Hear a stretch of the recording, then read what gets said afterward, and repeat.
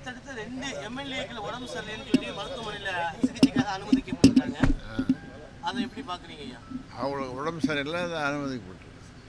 இல்லை, திரு அன்புமணி சேலம் தர்மபுரி போகிற நேரத்தில் அங்கே இருக்கக்கூடாதுங்கிறதுக்காண்டி இங்கே வந்து அனுமதிச்சிருக்காங்க. அந்த நேரத்தில் உடம்பு சரியில்லாமல் போயிடலாம். அவங்கள்ட்ட பேசுனீங்களா, தொடர்பு பண்ணீங்களா, எப்படி இருக்காங்களா? நான் கேட்டிருந்தேன். அதாவது உடலை பற்றி செக்கப், பிளட்டு மற்ற செக்கப்லாம் பண்ணிட்டு தான் நான் ஃபாலோ பண்ணிட்டு இருக்கேன்.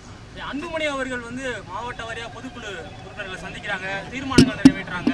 இதெல்லாம் எப்படி பார்க்குறீங்க? கட்சியை வந்து முழுமையாக வந்து அவங்களுக்கு எல்லாருமே சப்போர்ட் பண்ணுற மாதிரி பார்க்குறீங்களா? ஒவ்வொரு அவரவர் அவருடைய வேலைகளை பார்த்து கொண்டிருக்கிறார். நீங்கள் உங்களுடைய வேலைகளை என்னை விடாமல் துரத்துனீங்களா போன தூரம்? அன்புமணி சொல்றாரு, நான் வந்து தந்தைகிட்ட மன்னிப்பு கேட்கறதுக்கு ரொம்ப தயாராக இருக்கேன், நீங்கள் என்ன கட்டளையிட்டாலும் அது பணியாற்றுறதுக்கு தயார் அப்படிங்கிறாரு. நேரில் வந்து அந்த மாதிரி மன்னிப்பு கேட்க நினைக்கிறீங்களா, இதுவே போதும்னு நினைக்கிறீங்களா? இதெல்லாம் கண்ணே, நீ சொல்றதெல்லாம் அதுக்கான முடிவு போக போக தெரியும். இந்த இப்போ தலைவருக்கு நிறுவனருக்கும் தலைவருக்கும் உள்ள பிரச்சனைல திமுக தலையிடுதுன்னு சொல்லி திரு அன்புமணி விமர்சனம் பண்றாரு. திமுக இதில் தலையிடுதா? அதாவது